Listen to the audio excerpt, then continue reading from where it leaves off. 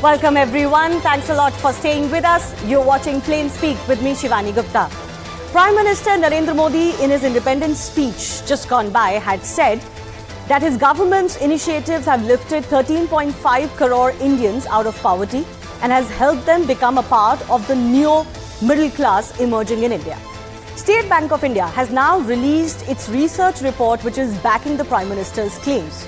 The report was based on individual tax filing data which showed that average income of India's middle class has jumped from 4.4 lakh rupees in 2014 to 13 lakh rupees in 2023. And that over 13% of those below 5 lakh per annum income are now in the higher brackets. Not only this, the report also predicted that middle class average income would jump to 49.7 lakhs by 2047. But since the state of the economy is a matter of a political battle, especially in the run-up to the general elections, a political war has also broken over this report, where Congress has on one side claimed credit for the growth and also nitpicked as far as the data's analysis is concerned. On the other hand, the BJP has alleged that previous UPA government had in fact made India a debt-ridden country, which the 10 years of Modi government have actually cancelled. Just 3 months ago, Morgan Stanley hailed the transformation of India under Narendra Modi government. Recently, the IMF raised India's financial year 2024 GDP growth forecast from 5.9 to 6.1%. ADB has also maintained and retained India's economic growth at 6.4% for the current fiscal year. It's a well-known fact that India is now the 5th largest economy in the world, and the Prime Minister promises to make it the 3rd largest by 2029.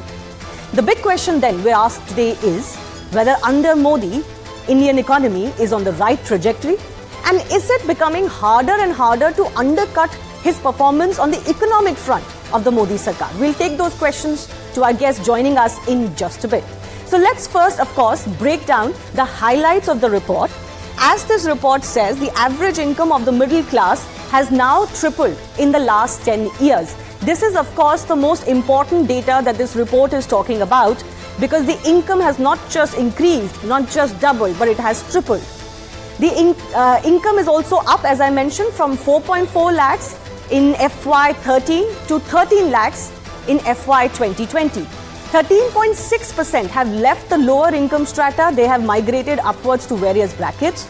The big decline in number of zero tax liability is also an important factor, which means that people's income has increased and they are now paying taxes which they otherwise were not paying. Average income is also expected to go up further by 2047, as I mentioned. This is one of India's big targets. The per capita income needs to improve for the large majority of the country, and the average income is set to reach 49.7 lakh by 2047. Let's also take a look at which brackets this improvement has happened, because that will give you an idea of what the upwardly mobile movement is. So up to the 5 lakh mark, now there is a decline of 13.6%. Where have those people gone? Between the 5 to 10 lakh, 8% of those people have moved to this bracket. 10 to 20 lakh, around just shy of 4% of the people have moved to that bracket, so that's not a bad jump. There's 20 to 50 lakh bracket for which 1.5% of those people have actually moved to that. 50 lakh to 1 crore, expectedly the percentages are low here. There are even some, but a small minority, that have jumped to the 1 crore plus bracket. This report has been hailed by the Prime Minister too, and naturally, as I said, the political war has ensued because the economy is a major poll issue. So what are the two major parties saying? While the BJP hails the report saying India's overall economy has improved, the Congress has criticized this report saying that this is only focusing on the middle class. What about those who are still struggling? BJP says that India is now the fastest growing economy in the world and has been for a few years. Congress says that the report should have also considered inflation and should have kept that in mind while talking about this tripling of the middle class income. Well, the BJP also says that Congress is raising irrelevant issues. They should just accept the fact that the economy is doing much better than the state that it was left in 2014 to Narendra Modi. And the Congress is saying that actually it is Congress's liberalization policy which is behind this growth. We'll go to the political aspect of it with our guest joining us in just a bit. We also have a special guest lined up. The man behind the SBI report is joining us. Big question is Modinomics on the right trajectory?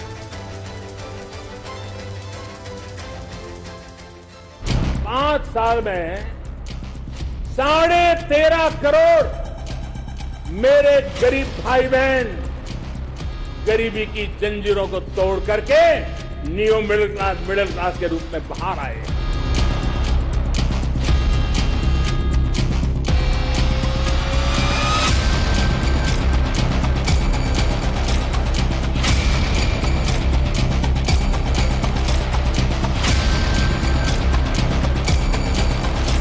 अगर fragile economy type 5 economy में परिवर्तित हुई है, अगर जो है वो पूरी दुनिया के आर्थिक संकट और कंटक को पछाड़ करके भारत जो है वो सबसे तेज़ी से बढ़ती हुई अर्थव्यवस्था साबित हुई है, तो निश्चित तौर से हर व्यक्ति पर इसका असर पड़ेगा, इम्पैक्ट पड़ेगा। There are very, very serious reports that real wages, which is real wages of unskilled and skilled laborers, has actually been going down as the kind of growth that we are seeing in the economy is not being reflected both in agriculture and in agricultural labor.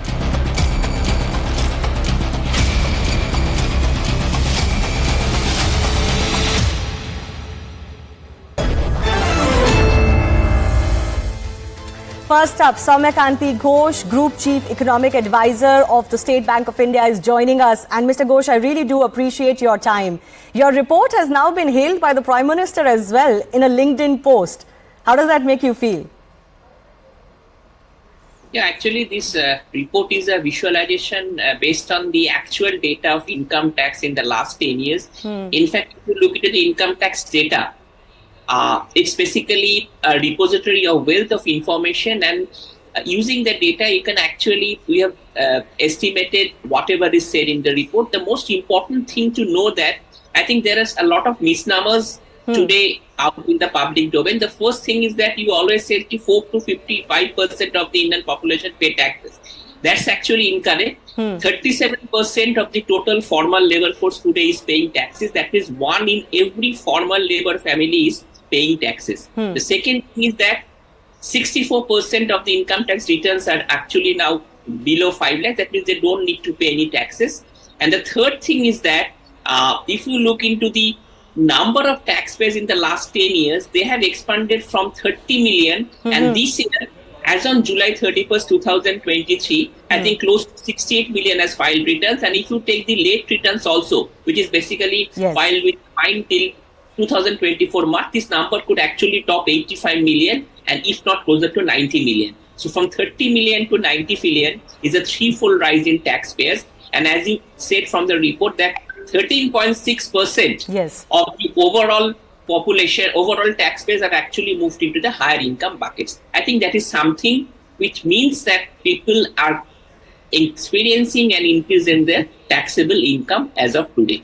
In terms of India's economic revival since 1991, how important is this change of 13+%? Is this the largest such jump that we have witnessed from, let's say, the under 5 lakh per annum bracket to above? Yeah, first, Shivani, let me also just put in aside some of the misnomers which people may want to say. I think people can always say that we should also look into constant prices. Yes, we should look at constant prices also, but income data is always looked at current prices. So basically, when you are comparing a size of the economy, nominal GDP today and of as of 20 years down the line, you will always compare the size of the economy at current prices. Having said that also, the numbers which are based over here are also based on a very conservative real GDP growth rate of 6.5%. So that's why we're assuming that around 25% of the income tax filers will progress to the upper echelons as on 2047, and the per capita income only will rise to around close to $14,400 or so. Please remember that this assumes a GDP growth rate of only 6.5%, which is lower than today. Okay. There is a similar report recently published of RBI which had said that the per capita income could rise beyond 20,000, and even at 14,500 we are ahead of the definition of a developed economy. Now, having said that, I think this 13.6 number is actually a sizable number, and in terms of the progression which we are seeing in the last 10 years, I think there indeed has been considerable progress. If I just look into the data, nothing else. The only thing is that in those 2 years, if the pandemic had not happened, this jump could have been even higher. But taking that unforeseen circumstance into side, I think in terms of an progression, I think that's quite a decent progression for an economy which has moved from being 10th to the 5th largest as on 2022 last year. So you don't think that it's a fair criticism that has come in from some quarters that, this should also be looked at keeping in mind inflation, and inflation is a very hot topic right now? No, I think, one can always ask that what is in real terms, but if you also make an 2T rule of thumb, using 2T rule of thumb, even if you make and say real times comparison, the income has actually gone up more than twice. Okay. So if you can say discount by that factor. But at the end of the day, as I said to you, income is always measured in terms of the current prices. Fair. Because a GDP of a country is at current prices. So I don't see much of the criticism behind that, because at the end of the day, if your income is rising, that is good for you. And of course, if you also look into the inflation numbers for the last 10 years, the average inflation is actually not more than 5.2%. So even if I take 5% inflation, if I discounted that, your income should have more than doubled in the last 10 years. So that also is a matter of achievement by any means. Okay, the other big issue that people talk about, Mr. Ghosh, is that the middle class in itself is a very undefined body in India. The actual numbers of what is often quoted as being India's middle class could be much less. What, according to you, is the size of our middle class? See, it's difficult to say, because our study has actually concentrated on the middle income class. I am quoting the term middle income class. There are some studies which talks about the middle income class, size of the middle income class today, that I think by 2047. We have not ventured into that category. Instead, what we have tried to do, we have tried to see the number of tax filers in the economy. If the number of tax filers in the economy, which is currently around 90 million, jumps to around 487 million as on 2047, this itself is a signal that the middle class of India is going, because at the end of the day, our report actually synonymously talks about the middle income class and the middle class in the same way, because the middle class are the people who always pay taxes, honestly files returns, and they are the people who are moving up the ladder. You can define the middle class in terms of an upper middle class, lower middle class, neo middle class, but at the end of the day, these are the people who pay taxes, and the higher is their proportion, the higher, and that's why we have calculated the threshold income, because there are many definitions of which income bucket you should be for a middle class. But as of today, the threshold income of a middle class, or an average middle class, is 13 lakhs, meaning that they are earning around 1 lakh rupees in gross terms per month, which was 4.4 lakhs a 10-year back, which was basically around 30 to 35,000 10 years back. Okay. And I also want to understand from you that some people say that, this growth is not equal.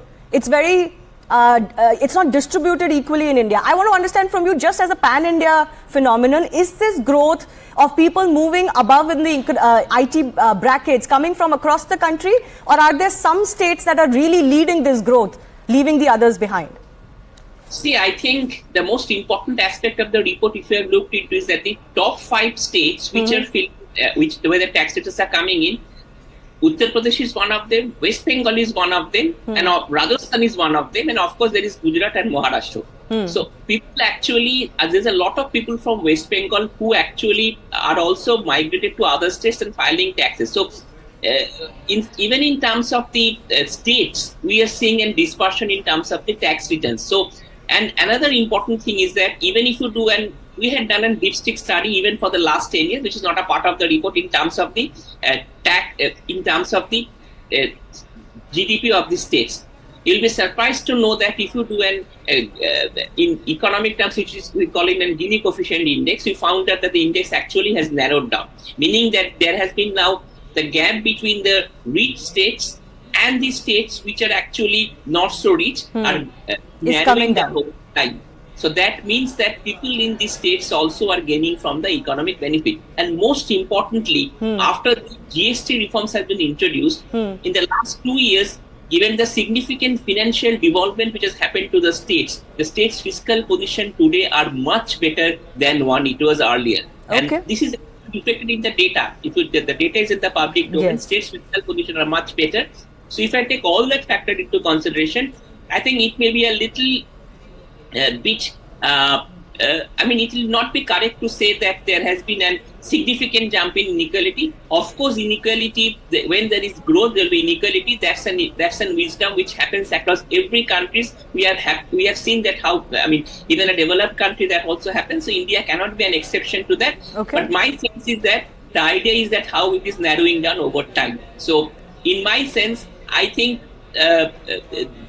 too much should not be read into that. But of course, there needs to be concerted efforts in terms Yes. of reducing the income gap between the rich and the poor.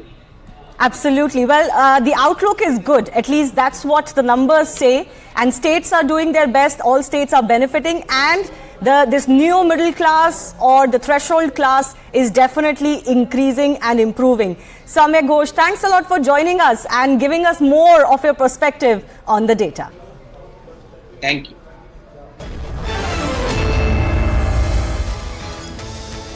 Let's also go across to our other guest joining us. Gopal Krishnan Agarwal from the BJP is with us. Sujata Paul of the Congress Party. S.C. Garg is former Finance Secretary with the Government of India. I do thank you for your time. Sujata Paul, you heard the criticism that has come in on the point of inflation.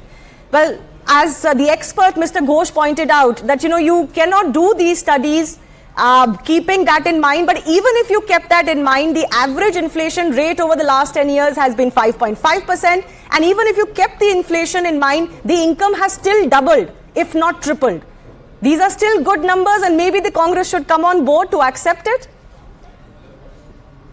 I would like to say, just give me a little time, because when we are talking about this, there is some data that I have, and interpretation of the report will be based on that as far as my arguments are concerned. Now, per capita income has been debated time and again on your channel also, and we know that per capita income keeps us at the 139th position out of 193 countries. I'm not even going to talk about inflation, but definitely I'm going to talk about the distribution. And, across countries, research has been done in the last 75 years, and it has been found that it's much more easier to move from a lower income group to a higher income group at the lowest level. And that is exactly what your data shows. The SBI report, 5 lakh is reduced, but from 5 lakh to 5 to 10 lakh, it's 8.13%. But see, what the data is showing is that up to 5 lakh, there has been a decrease. That means when you are saying that more people are filing their returns, the data clearly shows that is not true. Now, there is a middle income trap. Which, the number of people, ma'am, the number of people who are filing their tax returns or are paying tax has increased. These are percentages from those numbers. And in those percentages, the lowest income bracket has come down and they have moved up. But the overall IT returns have increased. But you have to see what your data is saying, minus 13.6%. So if there were 100, now there are lesser. Some have moved up. But how many have come up? But ma'am, the absolute number has increased. These are percentages. The absolute number has increased, and that's exactly what Mr. Ghosh mentioned. There is a doubling, tripling of those who are paying taxes today. Shivani, if you keep interrupting... No, ma'am, this is an important fact. I have to clarify. Yes, my intention is not to interrupt. You do that. But I'm coming to my next point, and the point is that are we going to become a high income country at 2047, or are we going to become a developed nation? That is the question that is being brought up again and again, that we are going to be developed. But the GDP has shown that we might be the 5th largest economy. We might move to the 3rd position, but what it means is something totally different when you compare it to the per capita income. Okay, fair enough. I think on the per capita issue, I take your point. It has to impact the largest masses, and obviously the per capita income has to improve. Very important. There is very important. Ma'am, I'll come back to you. Shivani, I'll come back to you. Let a couple of my other guests also come in. I'll come back to you. Just on per one capita point, also, there is a projection point. that the average or the weighted mean income of the middle class will improve to almost 50 lakhs by 2047. Gopal Krishna Agarwal, please respond very quickly to the criticisms that are coming in. It's not just about inflation, it's about inequality, it's about the fact that this is the easiest to achieve. Obviously, from the less than 5 lakh per annum bracket to the above ones is the easiest to achieve, but there is miles to go before the government celebrates.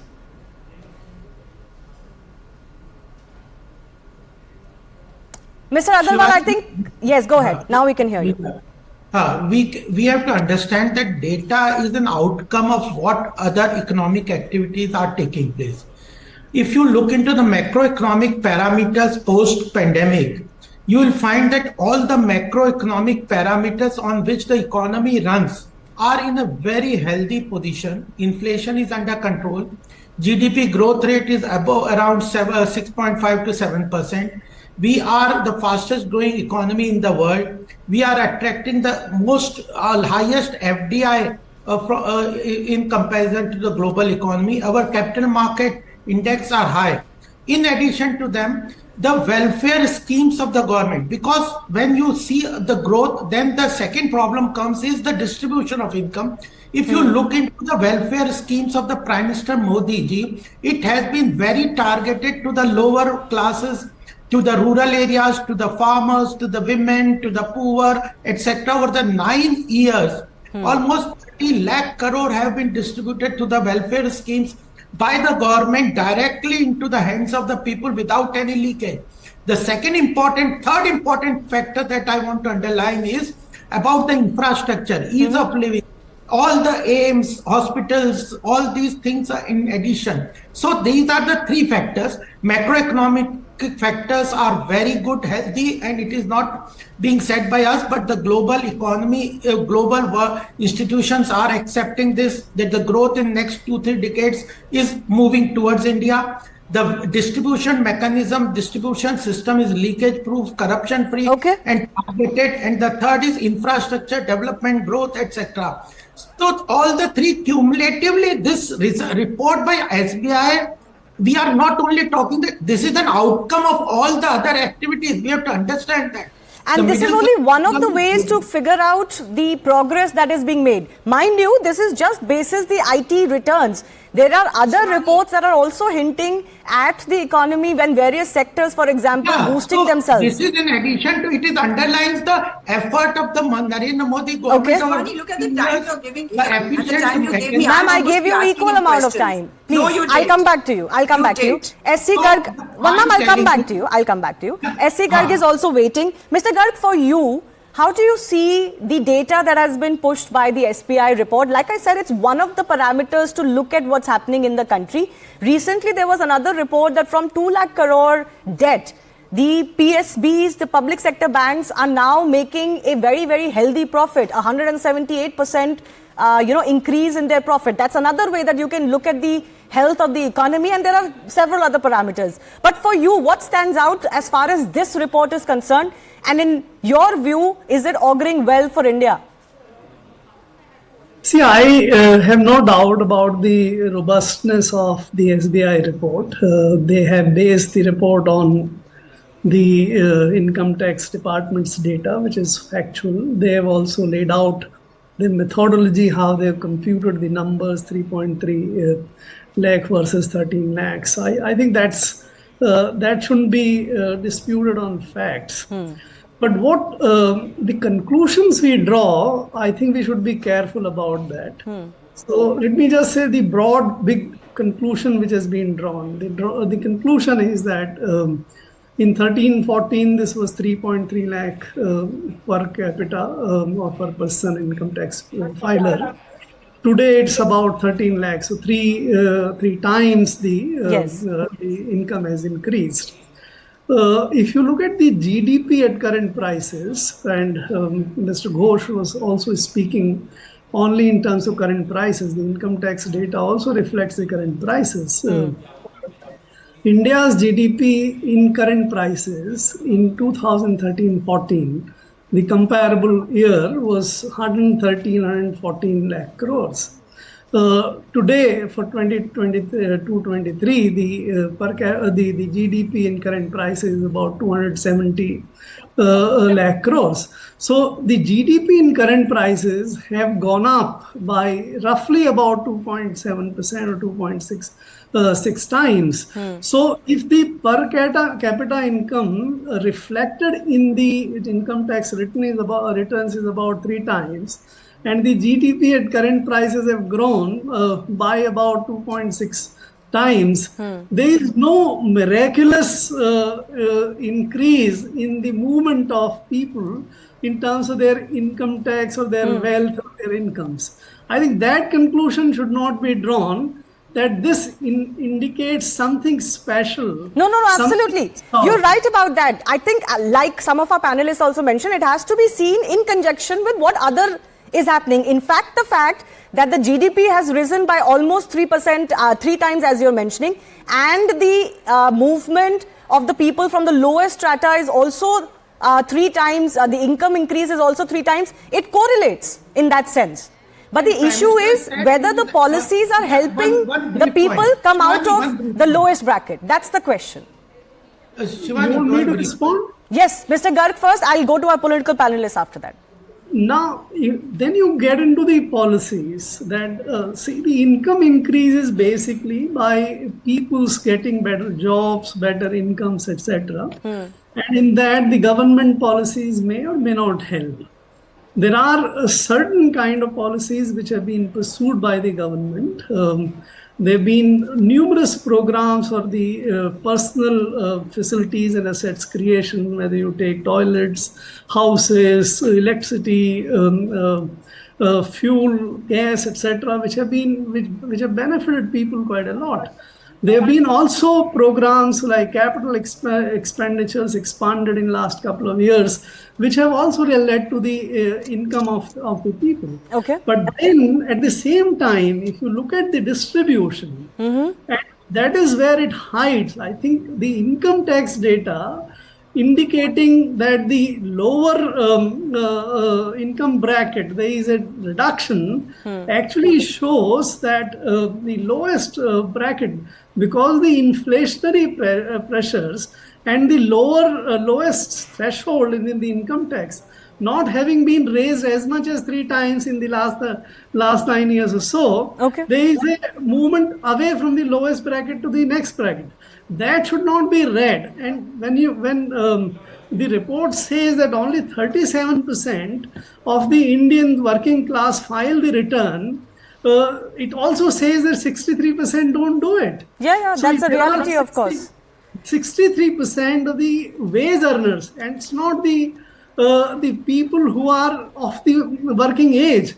If you take it from the working age, it's much larger. 7 crores out of 70 crores is only 10%. Absolutely. No, on that I take your point. Those, of course, are the realities. But of course, the number of people who have also been who have come into the tax bracket has also increased, as Mr. Ghosh mentioned. Yes, Sujata Paul, please come in. Yes. You know, the fact is that 63% people have not filed returns. I'm not going to go into details because the panelist has already mentioned it. However, in the July 2023 RBI bulletin, they have mentioned that in the next 25 years, we should have a growth of 7.6%, 25 years. Only then will we achieve what is mentioned now. However, if you look at the data, you will find that 7.6% growth has been recorded only 7 times since the 1991 reforms, and we could not ever sustain it for more than 2 consecutive years. Now, when you're talking about this average mean or the weighted mean, what does it mean? You are trying to give us not data but manipulated data. And why do I say? Because the lowest income group is not being considered properly in this report, and those people who paid income tax earlier but have filed 0 tax returns because they have lost their jobs or their incomes have reduced, that should have also been taken into account. I take that point, but I think maybe manipulated data might be too, uncharitable an attack to make. The SBI produces some of the finest reports on Indian economy, and let's give them their due respect. But yes, Gopal Krishna Agarwal, please respond to that, because I think fundamentally the issue remains that there is a large class that still needs to be uplifted. The distribution has to be equal, and the per capita income is the real measure by which you can assess the living standards of the public. So, Shivani, we have to understand that BJP or our government at any point of time is not saying that our work has been accomplished. The Indian economy is at the topmost gear. The thing is, we are moving in the right direction. That has to be accepted, and that is underlined here. Second point is when the Prime Minister is, it is not, we are never saying that problems about the distribution of the income is not there. Definitely there is disparity of income. Definitely there are challenges about the employment. There are definitely challenges about the fiscal deficit or the debt to GDP. All problems have not been completed. But as we acknowledge the challenges in the economy, we want the opposition to acknowledge that the direction of the growth is at a fast pace, is in the right direction. The economy, global economy's action points have moved to the India's image in the global economy and its inclusion into the regional and global supply chain is very fast. The areas like computer, software, artificial intelligence, technology-driven fintech, where the growth moves. Fair enough. Can I take your point to Sujata Paul? The thing is, the 2 days back, no, Shivani, let me complete. Okay, very quickly. Sujata Paul, 1 second, please don't interrupt. Sujata Paul, let's not do crosstalk. Let him finish. The cabinet has approved such a good scheme for artisans. Ultimately, entrepreneurship, small artisans, about 18 categories of artisans will be supported with the toolkits, with the support, with the financial support. So at one point of time, fintech is increasing, industrial manufacturing growth is increasing. IIP figures gave that the purchase managers index. Okay, sir, I know there are numbers you can rattle, but let's just focus on the numbers that we are discussing today because we will be out of time. I take your point. Sujata Paul, it may be too much for the BJP to expect that the opposition will praise their work. That's not the job of the opposition. But as an opposition, you also have to be reasonable in your criticism. Then only people will also listen to the criticism you're offering. If you just say that, India is doomed and there is nothing good happening in the country, that also will not be taken at face value. And they should learn from us. Shivani, I have not made any negative statement. I have only. Can I speak, Mr. Agarwal? Sujata Paul, very quickly, please. I have not been negative, Shivani. I have only given an analysis of the data as I see it, and I am also going to say that Mr. Agarwal should tell us 80 crore people who got free ration, all of them filed returns in the lowest bracket. So the lowest bracket should have increased, right? Up to 5 lakhs, at least that should have happened. The zero returns, how many people filed? Did you tell us? No. But the economy after COVID saw a particular quarter where there was a shrinkage of 23%. So from there, rising upward was also growth. And I agree to that completely. But what you have done is, you have taken a particular denominator of people in the middle class who grew at a mean average, and you've added the word weighted to that. And that is where the manipulation has come. That is what I was saying. No, you cannot say the data is manipulated. Yeah. You may analyze, your analysis can be at a different, statistics have to be analyzed in all the way. When the Prime Minister from the rampant of the Red Fort said that more than 13.5 crore people have come out of poverty, does it not in absolute figure? Relative figures are there. The income of the middle class is increasing. The welfare for the poor people is increasing. So all around growth is there. Why are you giving 80 crore people free ration, Mr. Agarwal? The tax collection, corporate tax collection has increased. You're not answering my question. I'm asking you, why are you giving free ration to 80 crore people? Are they filing returns? Have they filed zero returns? You're not mentioning how many people are filing zero returns. And a weighted mean average will not give the data correctly because you are considering, and again, there is inequality here. No, Yeah, so Mr. you yourself Agarwal, you have to accepted. reduce inequality, Okay. bring in more education. No, Only you Can I yourself come in? women Can I will come be in? good. Can I come in? As far as those who don't file tax, I think that's a number that can be estimated in India. So Sujata Paul, let's not hammer on that point, because when we know how many are filing returns, we know how many are not filing returns also. And our expert also pointed out that even from the working population, only 1/3 is filing returns. But can I just mention what the report says? Sir, one second. What the report says is, what are the reasons behind these? Sir, 1 second, please. What are the reasons behind this transition from the lower income to the other income? One is the buoyancy in the number of tax filers itself, who were earlier not reporting the income. And if the cases of non-reporting and under-reporting of income can be controlled, there will be another significant jump in the weighted mean income of the ITR filers. So it's not just the fact that income is increasing, the fact that more people are filing returns, and there is still, of course, estimation that this is under-reported, then obviously we'll get a more correct data point of view. But what do we have to look forward to? 2047, we're talking about 49 lakhs plus average income for the middle class. We are told that the RBI's estimate are even higher than that. So the SBI estimates are actually on the conservative side. The hope of every Indian is that we continue on this trajectory and we can achieve those goals, political battles aside. I have to leave it on that note. I do thank all of our guests